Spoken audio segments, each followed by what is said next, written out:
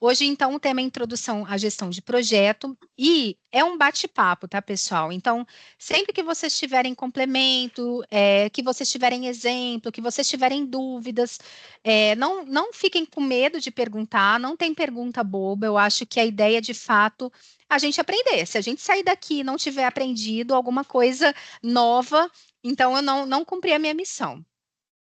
Para a gente começar a falar de gestão de projeto, é importante a gente entender o que é um projeto. Então, o projeto, ele é um esforço temporário empreendido para criar um resultado único. O que isso significa? Que o projeto ele tem início, ele tem meio, ele tem fim, ele tem objetivos específicos, ele tem saídas diferentes do que algo que é feito no dia a dia da empresa. Quando a gente fala na mineração aqui, o processo da operação da mineração, extrair o minério, vender o minério, levar o minério até o porto, nada disso é projeto, porque é um ciclo contínuo. A gente tem que fazer isso todos os dias. Para uma padaria fazer um pão, não é projeto, porque ela faz pão todos os dias. O projeto é quando eu tenho ali um objetivo específico que eu vou começar e vou terminar para entregar ou um novo produto, ou um novo processo, ou um novo serviço, né, esse resultado que a gente chama de único. E aí a gente tem, hoje eu trouxe para vocês os dois modelos, né, os mais utilizados ali. Eu falo que nem é o vilão e o protagonista, mas é o protagonista e o antagonista, porque não tem bom, não tem ruim, né? Tem gente que vai preferir uma metodologia, tem gente que vai preferir a outra, mas são metodologias antagônicas mesmo, né? Bem diferentes, vocês vão entender um pouquinho delas. E um terceiro caminho, que é a gestão híbrida, que eu vou explicar para vocês também. Então, o que é a gestão em cascata? Todo projeto, né, como ele tem início, meio e fim, para ele passar por esse processo, ele tem que ter um processo de gestão, tem que ter uma pessoa responsável por acompanhar cada etapa, por fazer as compras, as contratações, para reunir o time. E aí, imagina que você vai construir uma casa, ou então que você vai pegar aquele caderno de receita velho que você tem em casa, das receitas que eram da sua avó, e que você vai pegar uma receita para fazer, uma receita de bolo de chocolate. Quando você, olha, seja, né, a etapa de construção, seja a etapa dessa receita secreta da sua avó, você vai seguir etapa por etapa.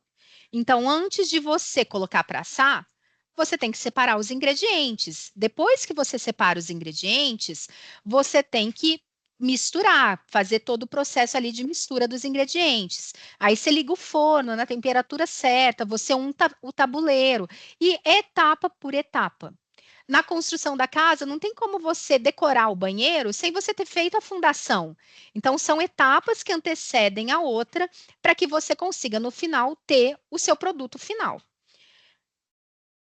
Isso a gente chama de método em cascata, porque a gente está falando que é uma etapa que só começa quando a anterior acabou. Aqui, ó, eu vou colocar em tela cheia, cascata porque parece de cachoeira. Começa aqui com a etapa 1, que é a etapa de análise, depois você vai fazer o design. Depois que você termina o design, quando está quase terminando, você começa a implementação, você vai passar para os testes, a manutenção. Isso, a metodologia cascata, ela é utilizada para qualquer tipo de projeto. Aqui eu peguei um exemplo de tecnologia, mas ela é utilizada na construção civil. Aqui dentro da Vale, a gente utiliza muito ela para projetos, né? A gente constrói usina, a gente constrói escola, a gente constrói ferrovia, a gente constrói mina. Então, todos os projetos que a gente sabe exatamente o que a gente quer do final, a gente opta por essa metodologia, que é a metodologia em cascata. Quais são as características dessa metodologia? Né? Primeiro, é uma metodologia antiga, né? Assim, ela começou a ser utilizada na Segunda Guerra Mundial, ela ganhou força lá na década de 70 e ela se tornou a maneira mais tradicional de gerenciar projetos.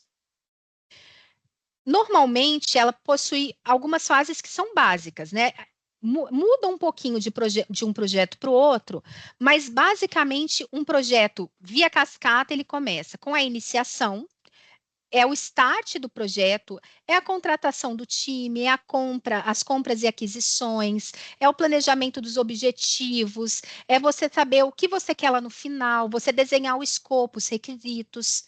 Depois vem a etapa de planejamento, né? Então você vai entender quais são os stakeholders que você precisa ativar, quais são as premissas, quais são as restrições do projeto, quanto que você vai gastar, como que você pretende comprar, em que momento você pretende comprar, como que você vai distribuir o seu recurso ao longo do tempo de desenvolvimento do projeto. Depois vem a etapa de execução, né? Então é colocar a mão na massa e executar e controle para ver se o prazo a gente está dentro do prazo, se a gente está extrapolando ali o limite de orçamento, se a gente tem algum ajuste de escopo a ser feito, né? Então, esse monitoramento e controle ele acompanha toda a etapa de execução. E aí, o né? Normalmente, se lá na iniciação a gente tem um termo de abertura de projeto, que é onde cada um assume seus papéis, suas responsabilidades, lá no encerramento a gente cria ali um relatório, a gente arquiva, a gente trabalha toda a gestão de conhecimento daquele projeto. Normalmente, uma metodologia waterfall, ela tem 3 grandes papéis e responsabilidades. Tem o gerente de projeto, que é a pessoa, né, o maestro, que vai articular, vai controlar cronograma, vai distribuir as tarefas para o time de execução. A equipe de projetos, que é o time de execução, né, quem vai de fato construir, executar, os engenheiros, os desenvolvedores, designers, comunicadores, todas as pessoas que são ativadas em cada uma das etapas do projeto. E os stakeholders, que são aquelas pessoas partes interessadas, pessoas que devem ser envolvidas, normalmente tomadores de decisão, quem libera o recurso. A gente tem ferramentas. Hoje, quando a gente conduz um projeto, se vocês jogarem no Google esses 2 nomes, né? Gráfico de Gantt e cronograma físico-financeiro, vocês vão ver direitinho o que, que é. Gráfico de Gantt é um cronograma, mas é um cronograma só de atividades, papéis e responsabilidades, quem é responsável por cada atividade, numa linha do tempo, que vai ser executada nesse mês, no mês que vem, até o final do projeto. E aí vocês vão ver que ele é realmente dividido assim, né, em cascatinha. E o cronograma físico-financeiro já envolve o desembolso, né, que a gente vai fazer, as compras, as contratações, quanto que a gente vai gastar no mês de julho, quanto que a gente pretende gastar no mês de setembro, quanto que a gente pretende gastar em dezembro de 2025, quando a gente está falando de um projeto de longo prazo. E normalmente a gente utiliza restrição tripla. Ou um projeto em cascata, ele vai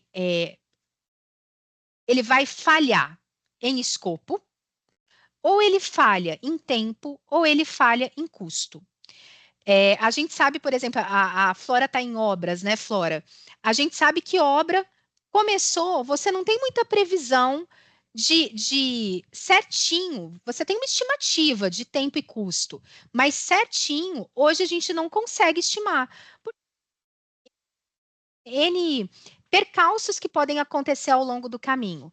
O dólar pode subir, um determinado material vai ficar mais caro. A gente vai precisar contratar um time que às vezes é um time que está sendo muito disputado pelo mercado e a gente vai pagar mais caro por esse time. Então, tem N coisas que podem acontecer nesse caminho. Quando a gente trabalha no cronograma físico-financeiro e no gráfico de Gantt, a gente vai controlando esses 3. Nosso olhar como gestor de projeto sempre vai estar. A gente está seguindo o escopo, o objetivo, né, o requisito do projeto, a gente está ali dentro. A gente está seguindo o tempo, a gente vai conseguir cumprir o prazo? Nossa, não vamos conseguir prazo. Então, traz mais gente, porque a gente tem que acelerar o projeto, porque o prazo é algo que vai gerar algum tipo de multa. Então, a gente tem que estar ali, né, apagando incêndio o tempo todo e controlando. Gestor de projeto, gente, estava falando aqui com a minha colega, a gente tem a daily, né? Todo final do dia a gente tem uma daily. Gestor de projeto nasceu para descascar abacaxi. Se a gente não está com abacaxi na mão, a gente não é gestor de projeto. Pode falar, Flora. Eu ia falar que é justamente nesse sentido, a gente atua mais apagando incêndio nesse formato do que se antecipando aos problemas, né?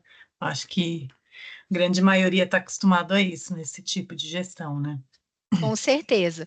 E é uma gestão que, olha só, imagina que eu estou desenvolvendo uma obra e eu vou com uma casa, né? Nem vou para obra industrial, não, uma residência. Comprei o terreno, caso real, comprei um terreno e ele vai ser liberado só daqui 3 anos para construção. Até lá, minha construção está parada. Mas se eu tiver um planejamento para eu guardar dinheiro, para eu começar a construir, né, ter ali um respiro financeiro maior para eu construir essa residência, eu estou planejando em 2024 algo que só vai acontecer lá em 2027. E é o que acontece na maioria das empresas, né? Quando a gente vai construir ponte, viaduto, usina, escola, a gente faz essa previsão 2, 3 anos antes da obra realmente acontecer. Porque a gente precisa de licenciamento ambiental, a gente precisa de uma série de autorizações, outorga, não sei o quê. Até a gente conseguir para fazer a obra, todo o planejamento já foi por água abaixo, porque valores mudaram, a equipe mudou, a gente vai ter que licitar uma empresa em outro cenário econômico, muitas vezes cenário econômico e político.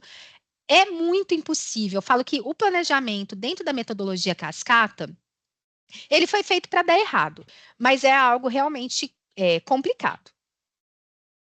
E aí aqui os prós e os contras. Então, contras, né? Eu vou começar pelos contras.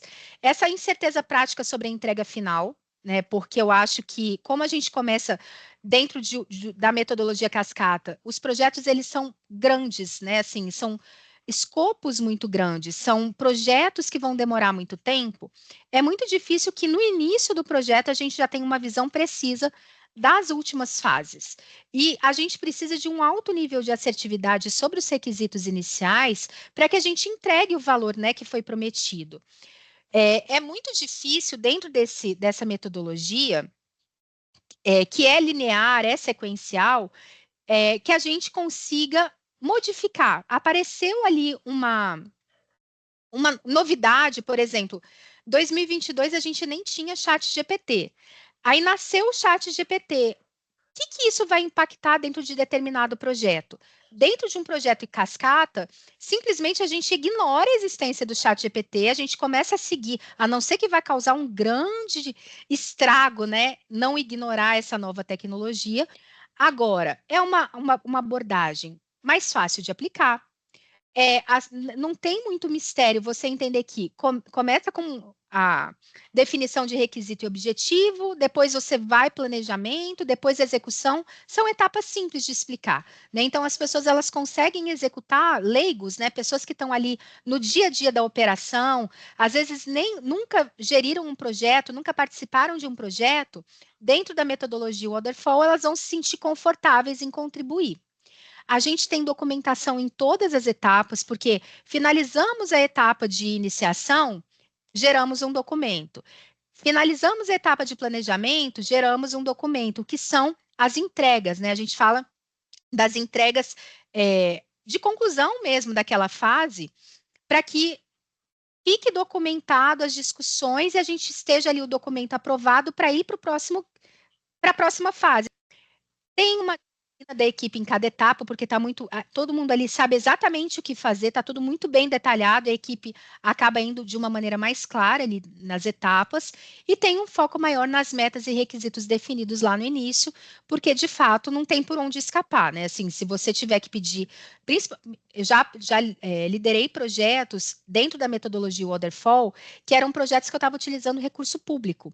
Se eu não seguisse à risca o meu cronograma ou o meu planejamento, eu tinha que devolver todo o recurso para o governo.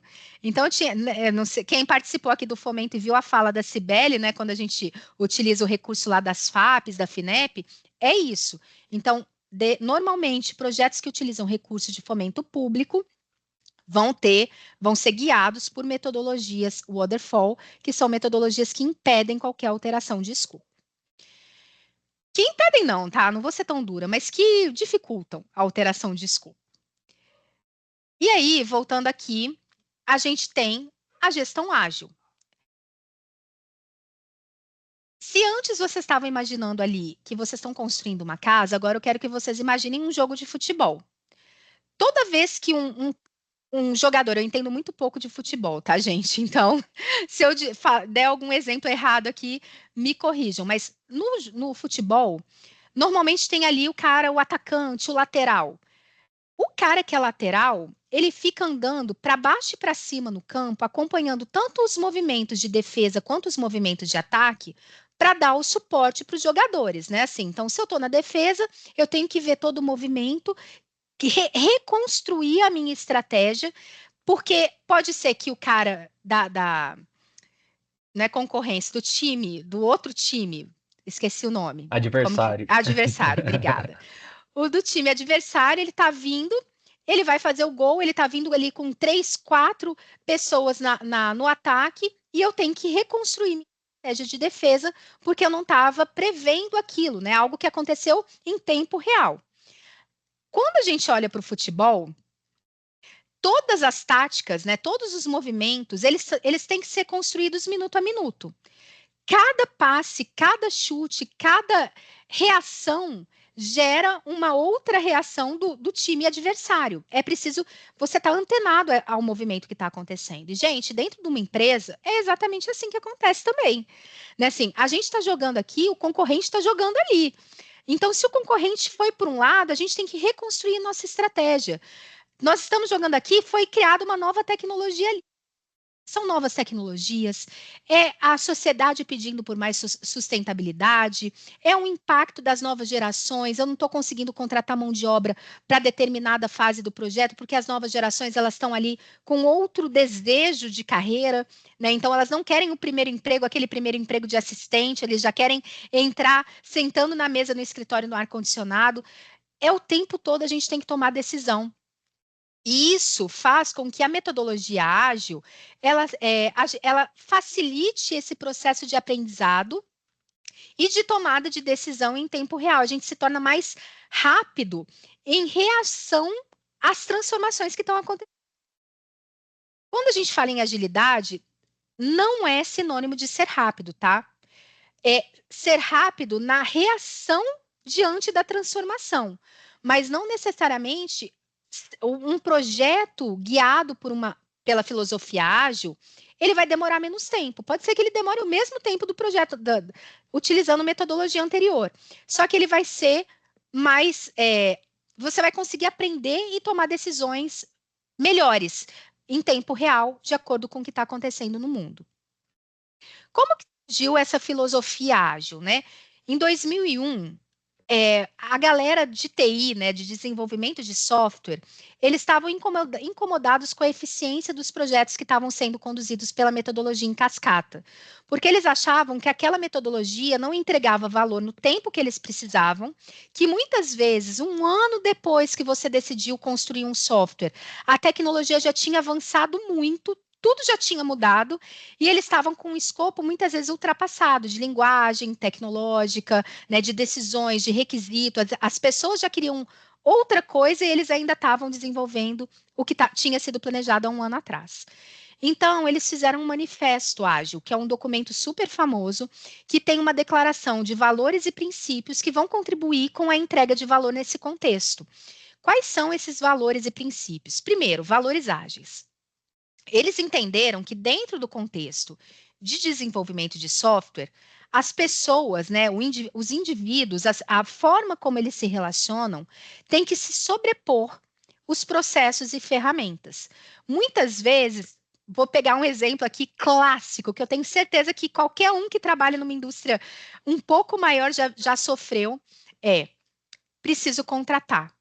Preciso contratar ou contratar uma startup, uma empresa de tecnologia, e você vai lá nos suprimentos. Aí o suprimento fala assim, minha régua de contratação é 90 dias no mínimo. E aí ele te entrega aquilo e fala assim, foda-se, minha filha, se você precisa em 15 dias, não é problema meu, porque a minha régua de contratação é 90 dias. No modelo ágil, isso não deveria acontecer, porque a gente traz a pessoa de suprimentos e ela é responsável, ela tem autonomia para decidir, dentro de um squad ágil, sobre qual é o tempo, qual é a documentação, quais são os termos jurídicos que ela necessita minimamente. Ela não tem que pedir autorização para o chefe dela para fazer um documento mais simples. Ali mesmo ela decide, ela assume a responsabilidade, ela tem autonomia para decidir e fazer a coisa mais rápida. Então, sentar e conversar é melhor do que seguir processos e ferramentas. Claro, não colocando a empresa em risco, não colocando o compliance da empresa em risco, mas entender o papel do outro, ser empático com relação à entrega, saber ali que você faz parte de um time de um objetivo só, que o objetivo geral da empresa é um só, e que se a gente está num setor e a pessoa está no outro, as duas têm que juntar as mãos e fazer da melhor maneira. Eles também descobriram que software funcionando é melhor do que uma documentação extensiva, porque se lá finalizamos uma etapa, temos que gerar um documento, documento. Muitas vezes ninguém nem lê aquele documento. E o software funcionando vale muito mais você entregar valor, entregar resultado, as pessoas conseguirem, né, ter o seu problema resolvido. Colaboração com o cliente ao invés de negociação de contratos rígidos. Então, o cliente, ele não é seu inimigo, né? Assim, porque muitas vezes, quando a gente está lidando ali com o nosso cliente no desenvolvimento do software, a TI está tentando nos atender, ela quer que a gente tenha todas as respostas. No processo ágil, como todo mundo senta na mesa para colaborar, a gente não precisa negociar contratos, desconfiar, achar que o outro vai tentar burlar, nos enganar. É um processo menos rígido com relação a contratos. E responder a mudanças mais do que seguir um plano fixo. Eu acho que se tivesse que resumir todos os valores ágeis, esse seria o mais forte, porque agilidade é responder a mudanças, é você conseguir se adaptar diante das necessidades, né, do mercado e do negócio. E com relação aos valores, são 12. Depois eu vou compartilhar esse material com vocês e vocês também acham isso disponíveis. Mas confiar, trabalhar em conjunto, ter autonomia, né? Times auto-organizados que contenham autonomia para tomada de decisão, que tenham um desenvolvimento sustentável, ou seja, aquele sentimento de dono, não é a pessoa que vai contratar o mais caro, ela vai fazer um desenvolvimento sustentável, priorizando ali o resultado, né, do negócio.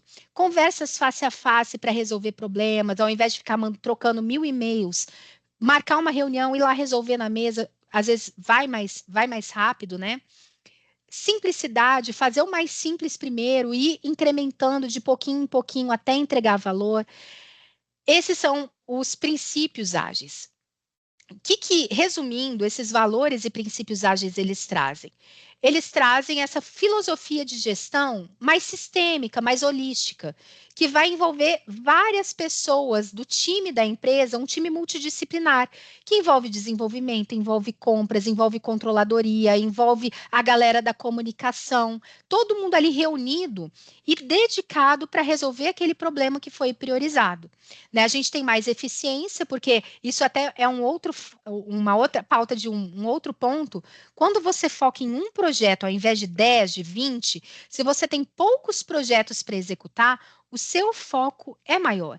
A sua velocidade de resolução dos problemas é maior. Você consegue se dedicar e o que você levaria 3 anos para executar, fazendo ali 10 projetos simultaneamente, 2, 3 projetos você resolve, às vezes, até em 1 ano, né? Em 1/3 do tempo você consegue. E isso não é um número chutado, não. A gente tem um exercício que a gente faz de que se você... É um exercício até bem legal de vocês fazerem com o time de vocês. Escrever 1, 2, 3, 4, 5, 6, 7, 8, 9, 10 nessa sequência, né, de 1, 2, 3, 4, 5, 6, 7, 8, 9, 10, ou então escrever 1, aí depois, primeiro o numeral escrito, depois ele em romano e depois ele escrito por extenso. Se você escrever o 1 em romano e o 1 por extenso, nessa ordem, e depois o 2, o 3 até o 10, você vai levar um tempo. Se você começar pela coluna 1 e depois voltar e fazer todos os romanos e depois voltar a escrever todos por extenso, você leva 3 vezes mais o tempo. Ou o mínimo dobro do tempo. Então, quando você foca, você acaba se tornando mais otimizado. E essa filosofia ela é tão importante que ela mudou, inclusive, os modelos de como as empresas se organizam, hierarquia. Aqui está um exemplo de hierarquia de um tipo de metodologia que é a que utiliza squads. Imagina que eu estou aqui com... Eu tenho duas tribos. Uma que está trabalhando aqui, por exemplo, transformação digital, e a outra que está trabalhando produtividade na construção civil. Só que eu tenho desenvolvedores em um time, eu tenho designers em outro time, eu tenho geólogos em um time, eu tenho engenheiros civis em outro time. Eu posso montar um squad utilizando não áreas, né? Assim, eu vou pegar uma pessoa de uma área, uma pessoa de outra área, uma pessoa de outra e montar um time. E isso vai facilitar porque eu vou ter multidisciplinaridade e eu vou ter muitas vezes 20% de dedicação de uma pessoa em um projeto, 50% de dedicação em outro, e eu consigo ali fazer todo o movimento de construção do meu time de uma maneira mais matricial. Isso quebra a hierarquia, não tem mais setor A, B e C, entrega A, B e C. Tem um setor, uma pessoa que vai vai ser responsável por aquele produto, por aquele determinado desafio. E aí você vai utilizando as pessoas para resolver desafios e não para atender demandas pontuais de um setor. Você consegue trabalhar nesse sentido uma visão mais alinhada com a estratégia do negócio e não necessariamente com as dores de uma determinada área. Existem várias formas de rodar a filosofia ágil, né? Não é só uma forma. Então, o Kanban, que é um quadro simples que você escreve tudo que eu tenho para fazer, tudo que eu estou fazendo agora e tudo que já foi feito, é a forma mais simples de gestão à vista mesmo de um projeto. Por que ele é ágil? Porque tudo que eu tenho para fazer pode mudar todos os dias, eu posso inserir coisas ali. E aí eu escolho o que eu levo para o que eu estou fazendo nesse momento de acordo com a priorização. Talvez o meu backlog aqui, né, toda a minha lista de tarefas, ela seja infinita, mas eu vou priorizando ela todos os dias. Toda semana que eu mudar pela tarefa em progresso, uma coisa mais ágil, eu consigo me antecipar aos movimentos desse mercado. Existe o Scrum, que de longe assim é uma das metodologias que eu mais gosto, assim, acredito que ela funcione muito bem para o que eu faço, que é desenvolvimento de inovação. E por que isso? Porque a gente está falando de uma lista de tarefas que precisa ser feita.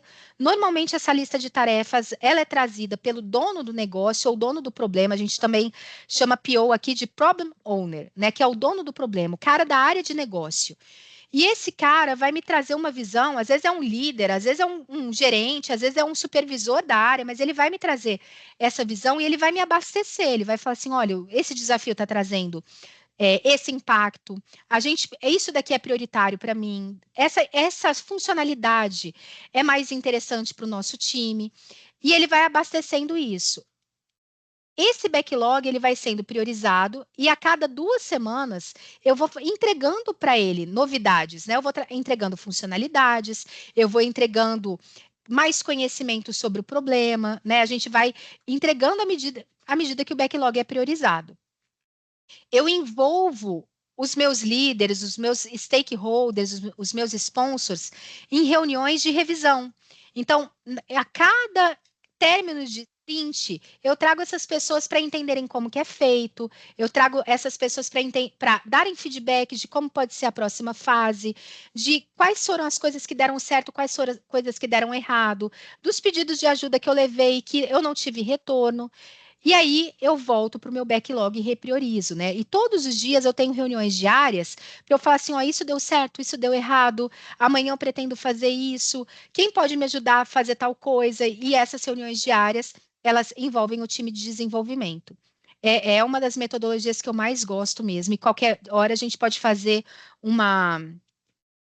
um encontro só sobre Scrum, que eu acho que rende, né, bons papos ali.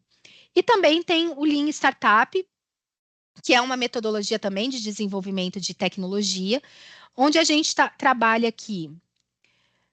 Eu tenho uma ideia, e aí aqui nessa metodologia eu aprendo através da execução.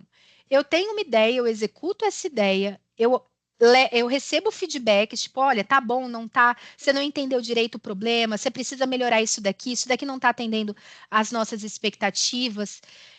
Eu meço isso, né? Eu meço ali o resultado de sucesso da minha construção, do meu produto, é, da experimentação. Eu aprendo, recebo informações, aprendo, e aí eu volto no início do ciclo e construo novamente, eu vou melhorando esse produto, e a cada ciclo eu vou melhorando ele mais, mais, mais e mais.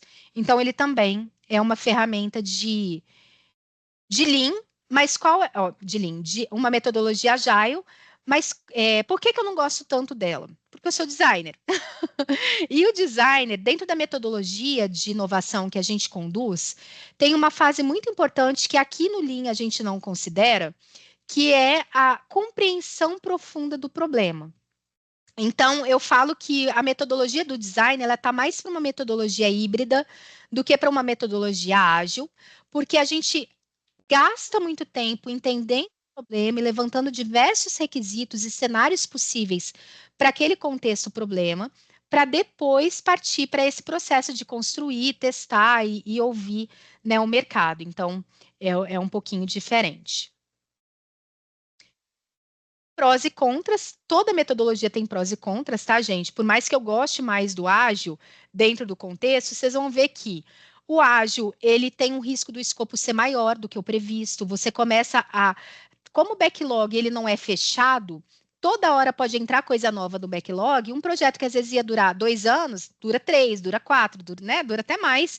E vira um megazord, né? Você acaba querendo construir todas as funcionalidades necessárias para aquele problema. Então, a gente precisa ter um controle muito, muito forte e um comprometimento com o objetivo. A gente sempre escreve na parede o objetivo, o problema que a gente quer resolver, para a gente não viajar na maionese demais.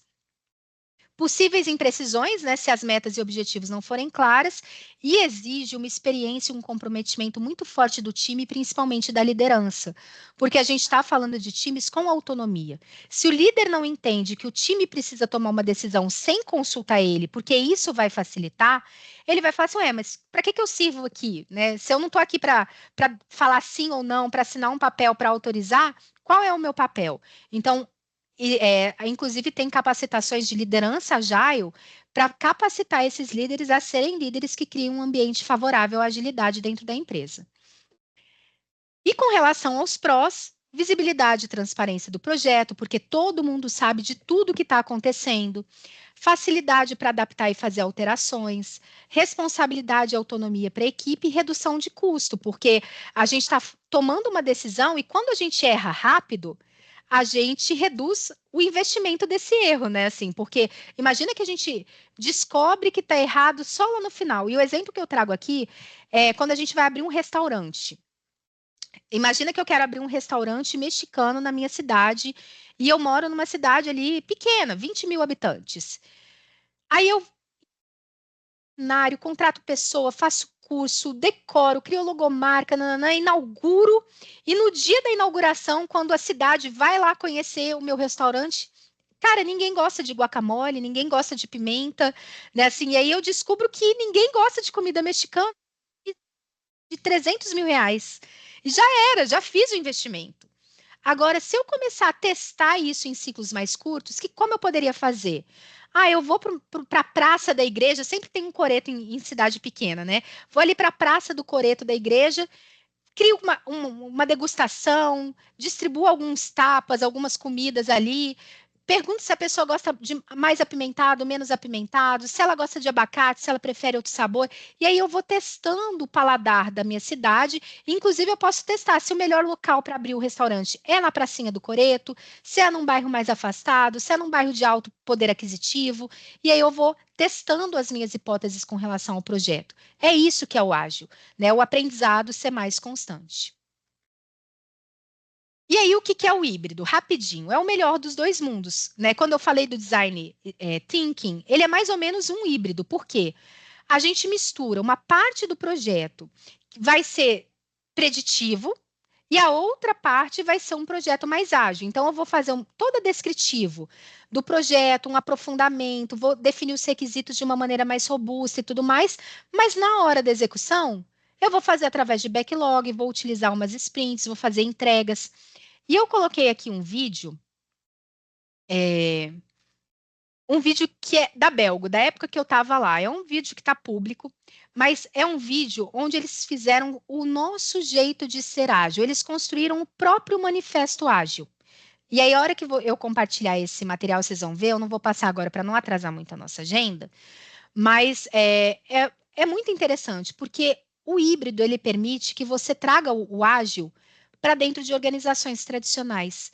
Não, você não vai conseguir rodar o sprint ipsis literis, está escrito lá no livro A Arte de Fazer em Dobro na Metade do Tempo. Esse livro é muito bom, inclusive. Você não vai conseguir aplicar isso dentro de uma estrutura ágil. Você não vai conseguir aplicar isso numa Vale, numa CCR, numa Belgo, numa MRS. Você vai ter que adaptar. Você vai ter que utilizar estruturas híbridas. E aí é importante você construir o seu jeito, ver até onde você consegue ser ágil. Matheus, te passo a palavra. Vamos lá então, pessoal. Boa noite. Eu me apresentei rapidinho aqui no início, para quem não estava, tá? Eu trabalhei com a Agi, na MRS, faço parte do time de transformação digital aqui, e tive algumas experiências aí também com startups, né? Então o ágil, assim, sempre esteve presente na minha vida, né, ao longo aí da minha carreira. Deixa eu compartilhar aqui a minha tela. Deixa eu te permitir aí, Matheus, eu te colocar como apresentador. E a Gi, né, fez esse convite para eu complementar aqui a apresentação dela com algumas percepções, algumas vivências.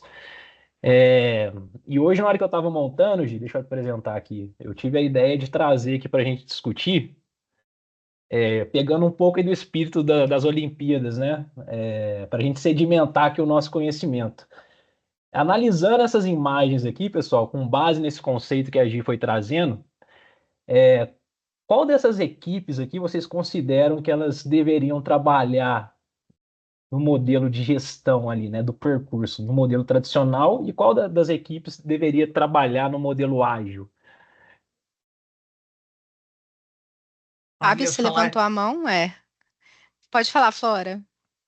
O remo no tradicional e o rafting no ágil. Isso e aí, você, pessoal. Fábio? Eu vou no ágil, rafting.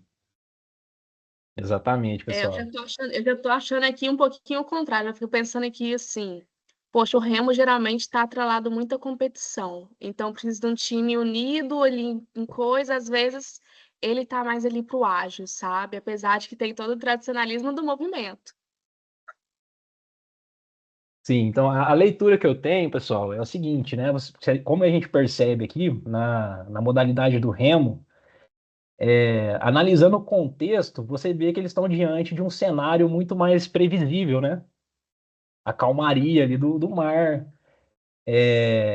No remo, né? Na modalidade do remo, não está visível na imagem, mas tem um líder. O líder aqui é o último atleta da canoa aqui, ele é o responsável por direcionar a estratégia do time. Então, ele que vai dando os próximos passos para o time de acordo com o cenário que eles vão passando ali. Isso a gente consegue fazer uma analogia muito boa com a nossa gestão tradicional, né, hierárquica, onde tem uma gerência, um gestor que ele vai ditando as regras ali, vai ditando a estratégia. Já no rafting, não. Né? No rafting aqui, a equipe ela tem que se adaptar constantemente. O cenário, né, ele é totalmente imprevisível, os obstáculos são totalmente imprevisíveis. Então, assim, fazendo essa analogia, a gente consegue comparar, né, o raft com uma gestão mais adaptativa, mais ágil. Da mesma forma, a equipe como um todo aqui, eles estão a todo momento identificando os obstáculos e estão dando os direcionamentos um para os outros, né? Então, não tem alguém ali que dite a estratégia. Então foi um cenário bem interessante que eu achei legal trazer para a gente discutir. E passando bem brevemente aqui sobre o Cuneife, ou Cinef, né? É um framework que nos ajuda bastante a definir como lidar com os projetos, com os problemas. Né? Se seria por metodologia tradicional, se seria por metodologia ágil. Basicamente, né, o modelo de Cunningham, ele é definido em 4 dimensões, né, o simples, complicado, complexo e caótico, onde ele define que as dimensões da direita, o complicado e o simples, elas devem ser tratados em um modelo de gestão tradicional. E os cenários aqui de complexo e caótico deveriam ser tratados com um modelo de gestão mais ágil. Né? Depois vocês pesquisem aí, até para a gente não estender muito aqui, eu iria entrar em cada um dos quadrantes, mas acho que iria estender muito. Basicamente, né, no simples a gente tem atividades, problemas que têm soluções definidas, são problemas repetitivos. Muitas vezes basta a gente seguir um procedimento ali para resolver, basicamente.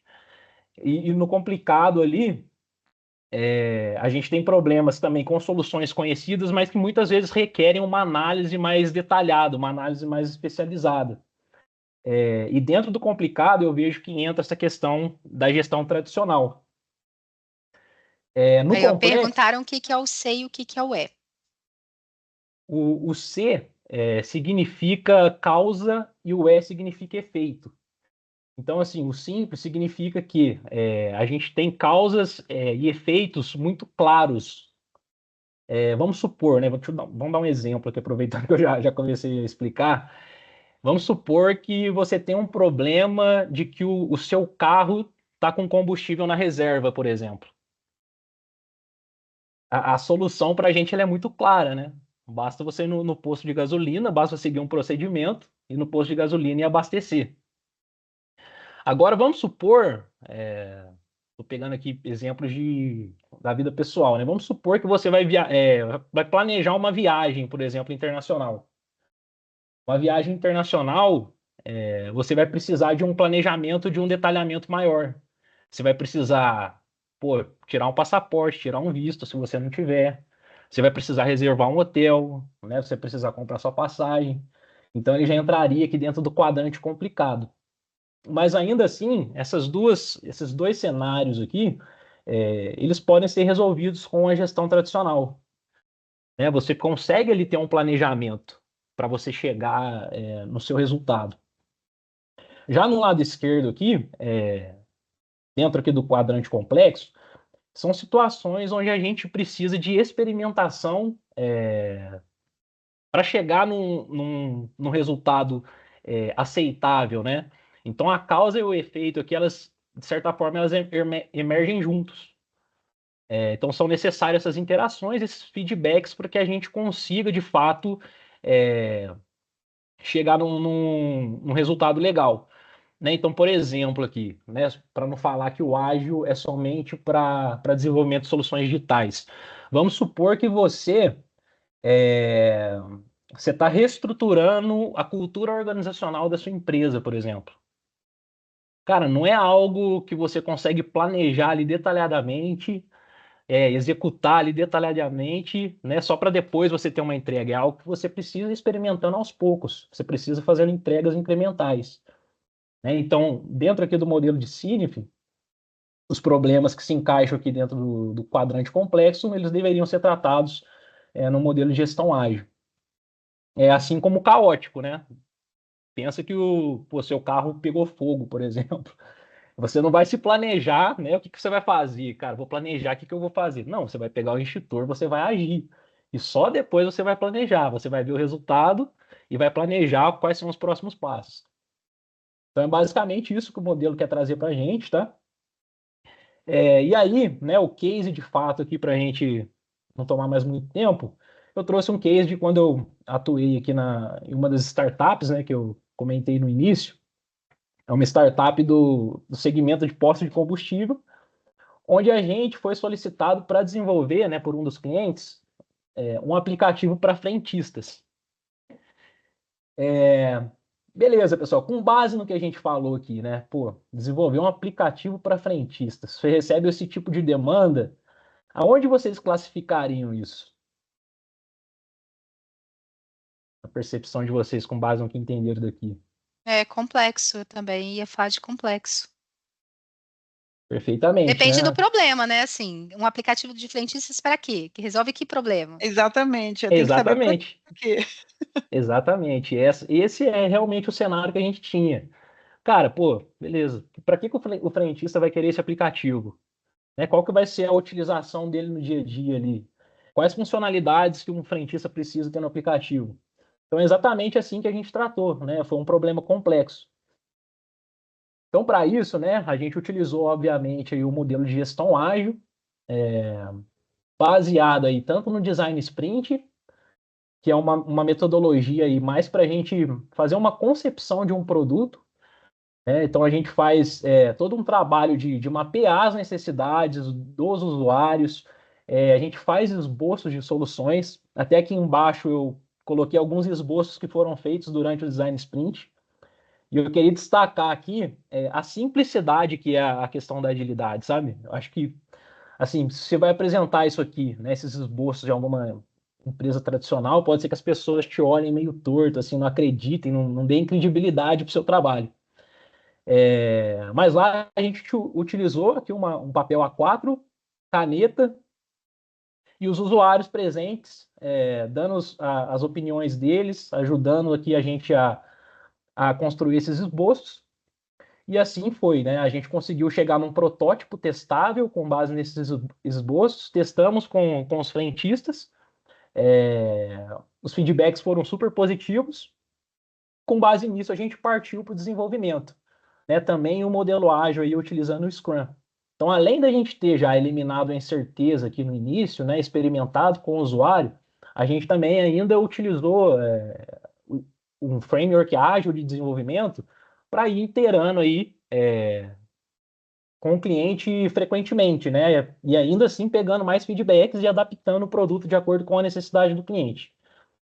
Então aqui, né, algumas informações a respeito desse projeto. Foram 7 sprints que a gente levou para concluir o desenvolvimento do aplicativo, 7 sprints de 15 dias cada. O time era completamente multidisciplinar, né? Um pouco do que a Agi trouxe para a gente ali das tribos, né? A gente fazia isso muito bem nas squads. Então a gente realizava, né, a cada 15 dias essa entrega, esse pedaço de aplicativo, a gente testava com o cliente, pegava o feedback e ajustava a rota.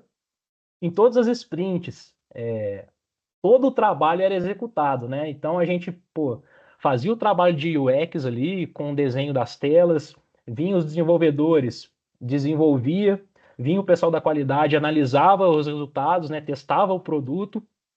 Então, tudo era realizado simultaneamente, né? Não é o trabalho em cascata, igual a Gi mostrou ali para a gente, que uma etapa só começa e depois que a outra termina.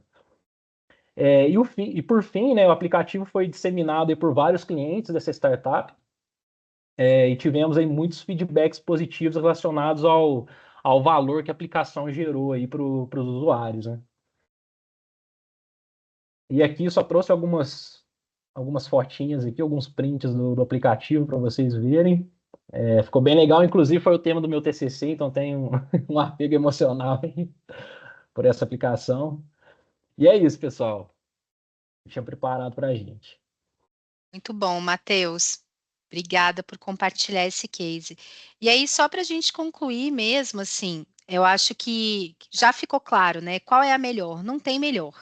Né? Eu acho que o método cascata ele é indicado para processo que não vai exigir muita experimentação, que não vai exigir muito aprendizado, que você sabe exatamente o que você quer do final, né? Requisitos definidos, passos previsíveis, onde os stakeholders ou a liderança espera pouco ou nenhuma alteração e eles aceitam que a entrega de valor vá acontecer lá no final, né? Só quando o projeto for concluído, na fase de encerramento.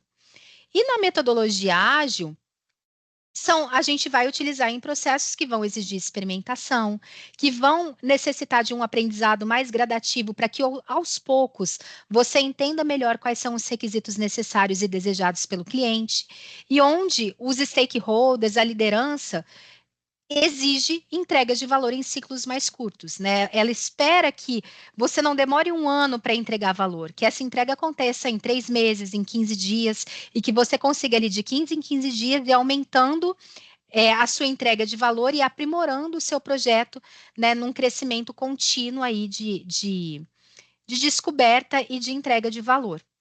Eu acredito que esse foi, né, o material que a gente preparou para vocês hoje.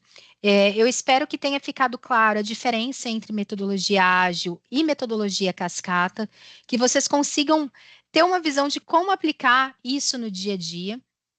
E esse tema vai voltar com certeza de uma maneira mais aprofundada em determinadas metodologias, determinadas ferramentas. Eu vou mandar uma enquete lá no grupo para que a gente possa eleger o tema do nosso próximo encontro. Mas, mais uma vez, eu quero fazer o convite. Se sintam livres para contribuir também, para propor conteúdos, né? Assim, então, a gente quer muito revezar esse bate-papo com toda a comunidade e vocês estão super convidados a isso também.